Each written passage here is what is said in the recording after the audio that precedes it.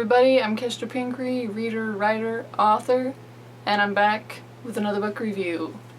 The first book I reviewed on this channel was Scythe by Neal Shusterman, and I love this book.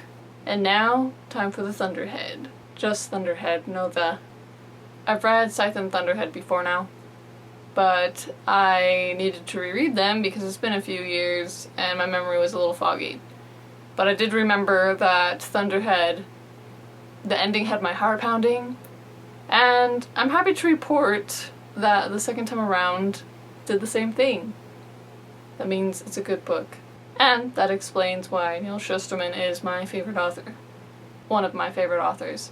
I don't know if it's fair to say that I only have one favorite because I have so many books I love, but you know, whatever. Obviously, there will be spoilers in this review if you haven't read Scythe. So, read Scythe first, and then come back. I'll wait.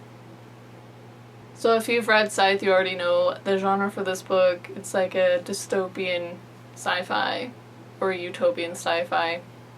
At first. Things are falling apart, so yeah, if you've read Scythe, you know what I mean. And in Thunderhead, we really ramp that up. Go into politics of the Scythe world instead of just mid-America, and go all over the place. I mean, the Grand Slayers, which are the 7 slayers for the 7 continents. The bigwigs.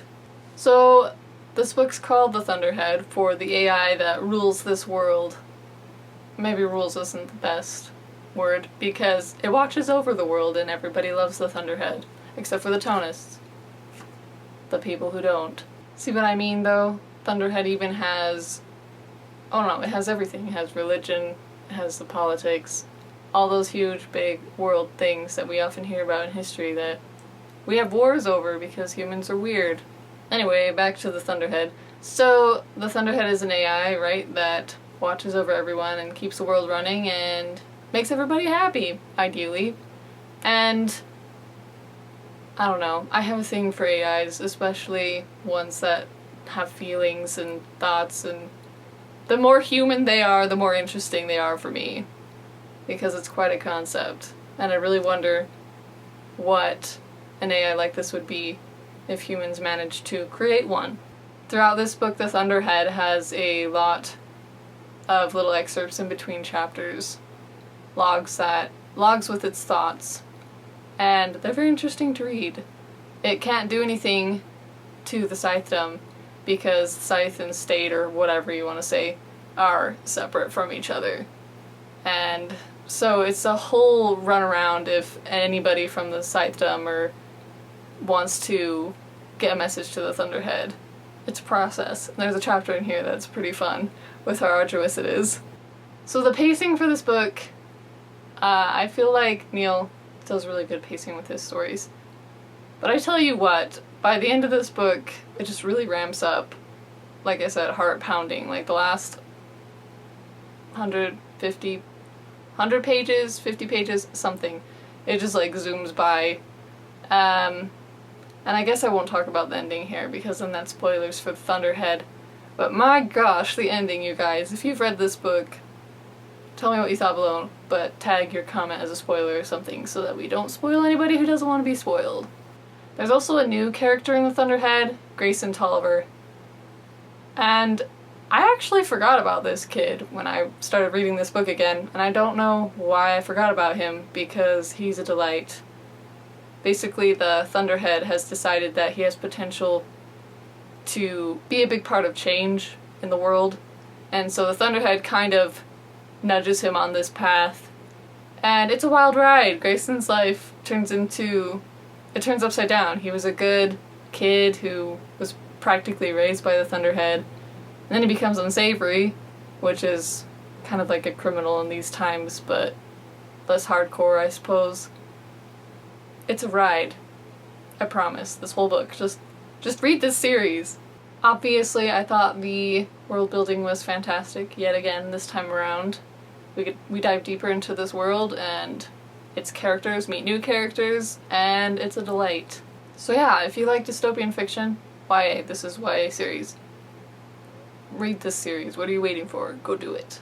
Rowan and Citra are back, of course, and Citra has just been ordained to Scythe Anastasia, and she's really shaken up the world in her own way. She's the first Scythe to give people a warning, basically, that she's going to glean them. So she'll go to people and she'll tell them they have 30 days to decide how they want to die. And a lot of Scythes don't like that, but others find it very compassionate. And Citra's, if you've read the first book, you know she's got a sharp tongue.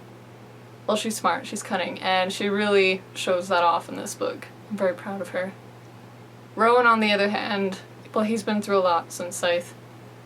And he's become Scythe Lucifer, so he's gleaning scythes that he feels are not worthy to be scythes. And so, obviously, these two are in very separate worlds. There's a love story between them. You know, like, not hardcore romance or anything. This is not a romantic series by any means. But I was rooting for them the whole time. And that ending, you guys, I keep going back to the ending. We learned at the end of Scythe that Faraday wasn't actually dead.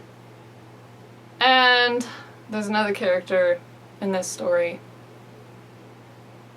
another couple characters in this story who aren't actually dead either. I guess I won't go into that, but my goodness is it frustrating. But well done. That ending. And I suppose that's all I'll say, since I apparently only want to talk about the ending of the book. Which I suppose I'll get into with the Tolls review. Yeah, that sounds right.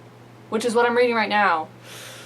Okay, I'm kind of scared to finish this series because I love it so much and I don't want it to end. But I also want to know how it ends. And I've waited this long, so it's time to do it. As usual, I've got links below to this book. Apple Books, Google Play, Amazon. I'm an affiliate at these places, so if you buy the book through any of my links, then I get a little bit of money for it. And that's it. Remember to like, ring the bell, subscribe, whatever, if you would like to see me again. And I'll be back with another book review real soon. Probably The Toll. Wish me luck, you guys. Ending a series that you love is always hard. See you later.